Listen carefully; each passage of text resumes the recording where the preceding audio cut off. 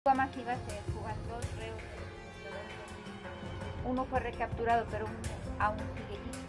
A raíz de eso, yo también pedí seguridad en lo que este reo fuera recapturado, que hasta la fecha no ha. San Fernando adalah kota kecil di negara bagian Tamaulipas, Meksiko.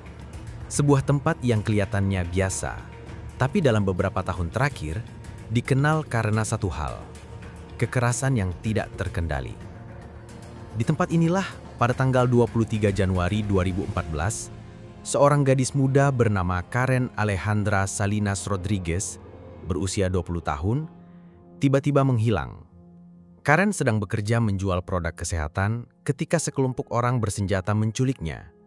Mereka membawa Karen dengan paksa dan kemudian meminta uang tebusan kepada keluarganya. Keluarganya, termasuk sang ibu, Miriam Rodriguez Martinez, segera mengumpulkan uang dalam jumlah besar. Mereka menyerahkannya kepada para penculik, berharap Karen akan dikembalikan dengan selamat. Tapi harapan itu tidak pernah jadi kenyataan. Setelah uang diserahkan, tak ada kabar, tak ada panggilan, tak ada pengembalian anak, hanya keheningan. Keluarga melapor ke pihak berwenang, tapi aparat penegak hukum tidak menanggapi secara serius. Mereka lambat, tidak memberikan informasi, dan tampaknya enggan terlibat terlalu jauh. Bagi mereka, ini hanya satu dari ratusan kasus serupa. Hari demi hari berlalu, Miriam tidak mendapat bantuan. Ia mencoba mencari tahu sendiri, bertanya ke tetangga, memeriksa tempat-tempat yang mencurigakan, dan mengunjungi kantor polisi berkali-kali. Tapi, tidak ada perkembangan berarti. 2 tahun kemudian, pada tahun 2016, sisa-sisa jasad Karen ditemukan terkubur di ladang kosong. Lokasi itu dikenal sebagai tempat pembuangan korban kekerasan oleh kartel. Miriam tidak hanya kehilangan anaknya, ia juga kehilangan kepercayaan terhadap sistem yang seharusnya melindungi warganya. Ia sadar bahwa jika ia hanya diam, maka putrinya akan dilupakan begitu saja.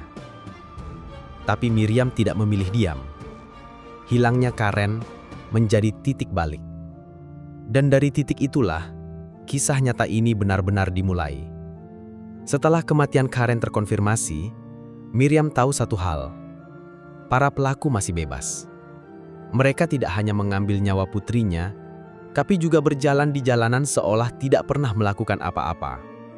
Saat itu, tidak ada penyelidikan aktif. Tidak ada surat penangkapan. Aparat setempat enggan bertindak. Sebagian karena takut, sebagian karena diduga terlibat langsung atau menerima suap dari kartel. Miriam memutuskan untuk melakukan semuanya sendiri. Dia mulai dengan mencatat setiap nama, setiap alamat, setiap informasi kecil yang muncul dari percakapan dengan orang-orang sekitar. Ia menyamar sebagai petugas sensus, pekerja sosial, bahkan pegawai toko palsu untuk mengorek data dari masyarakat. Ia menulis semuanya dalam buku catatan dan membangun arsip pribadinya. Dalam waktu kurang dari 2 tahun, Miriam berhasil mengidentifikasi lebih dari setengah lusin orang yang terlibat dalam penculikan dan kematian putrinya. Ia kemudian menggunakan bukti-bukti itu untuk menekan jaksa dan kepolisian agar menindaklanjuti. Bukan sekali 2 kali ia menghadapi penolakan, tapi Miriam tak berhenti. Berkat tekanan dan bukti-bukti yang dia kumpulkan sendiri, satu persatu tersangka ditangkap. Miriam, seorang ibu rumah tangga biasa tanpa latar belakang hukum atau keamanan, melakukan pekerjaan yang seharusnya dilakukan lembaga negara. Yang dia lakukan bukan sekedar mencari keadilan. Ia membongkar kebusukan sistem yang selama ini dibiarkan rusak begitu saja. Setelah berhasil membawa beberapa pelaku ke pengadilan, Miriam menyadari satu hal yang lebih besar. Putrinya bukan sendirian korban. Ratusan keluarga lain mengalami hal serupa. Anak, suami, atau kerabat mereka diculik dan tidak pernah kembali. Dalam banyak kasus, tidak ada laporan resmi. Dalam kasus lainnya, laporan ada, tapi tidak ditindaklanjuti. Miriam mulai menemui keluarga-keluarga ini satu persatu. Ia mendengarkan cerita mereka, mendokumentasikan kasus, dan menyatukan mereka dalam sebuah kelompok bernama Colectivo de Desaparecidos de San Fernando. Kelompok ini menjadi tempat berkumpul orang-orang yang kehilangan keluarga karena kekerasan. Bersama mereka, Miriam mengorganisir pencarian di ladang kosong, hutan dan tempat pembuangan massal. Mereka menggali sendiri dengan tangan dan alat sederhana demi menemukan sisa-sisa tulang atau barang bukti. Miriam juga terus mengawasi proses hukum terhadap para pelaku. Ia menghadiri sidang demi sidang. Ia tahu bahwa jika tidak diawasi, banyak tersangka bisa lolos begitu saja karena kelalaian aparat atau intervensi dari kartel. Ia menerima ancaman berkali-kali, tapi ia tetap maju. Karena bagi Miriam, ketakutan tidak lebih penting daripada kebenaran. Pada Mei 2017, beberapa narapidana yang pernah ditangkap karena bukti dari Miriam berhasil melarikan diri dari penjara. Di antaranya adalah orang-orang yang terlibat langsung dalam kematian Karen. Miriam tahu ia menjadi target. Ia meminta perlindungan kepada pihak berwenang. Ia melaporkan ancaman yang ia terima, tapi tak ada tindak lanjut. Perlindungan tidak diberikan. Beberapa hari kemudian, pada 10 Mei, yang dikenal di Meksiko sebagai Hari Ibu, Miriam ditembak mati di depan rumahnya. Ia ditembak lebih dari 10 kali oleh pelaku tak dikenal yang langsung melarikan diri dari lokasi. Tak ada pengawal, tak ada sistem keamanan, tak ada aparat negara yang menjaga. Kematian Miriam adalah hasil langsung dari kelalaian dan pembiaran oleh sistem hukum dan keamanan yang lemah dan korup. Tapi lebih dari itu, kematian Miriam adalah pesan. Pesan dari kartel kepada siapapun yang berani melawan. Namun, yang mereka tidak perhitungkan adalah dampaknya justru berbalik. Miriam telah menjadi simbol. Dan simbol tidak bisa dibunuh.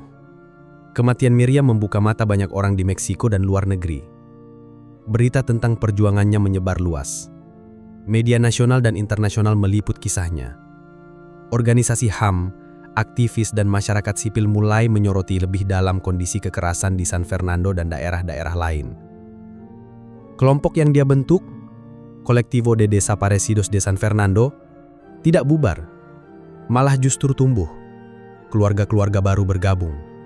Mereka melanjutkan pencarian. Mereka meneruskan dokumentasi. Mereka meneruskan tekanan kepada lembaga hukum. Miriam meninggalkan lebih dari sekedar catatan investigasi. Ia meninggalkan sistem kerja akar rumput.